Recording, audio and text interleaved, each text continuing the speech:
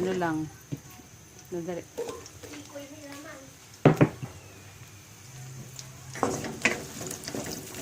Ayan, nagluluto po tayo ng pansit.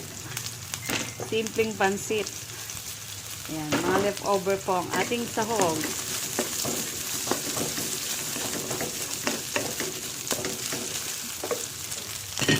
Yan na po natin ang ating repolyo lang po ang gulay natin.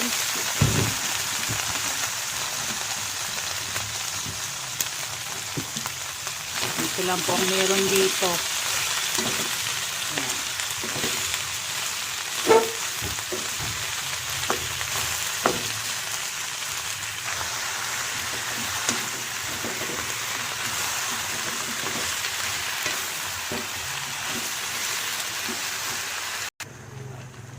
Ayan, luto na po malapit na po maluto ang ating pansit.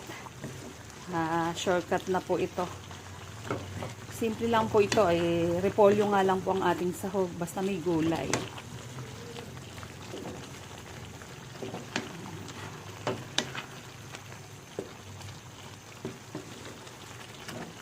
Pag natuyo po ito, luto na ang ating pansit.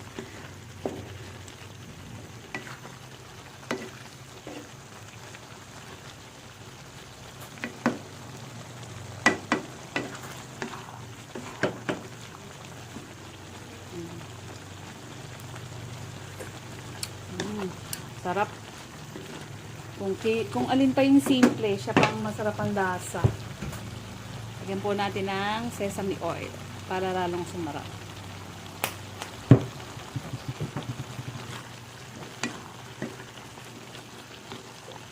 Ang sahog po nito ay leftover na manok at saka chorizo.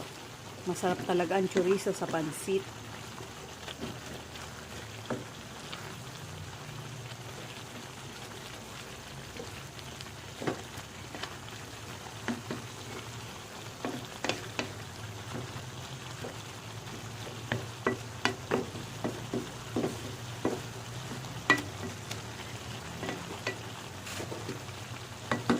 So, yun lamang po mga kananay.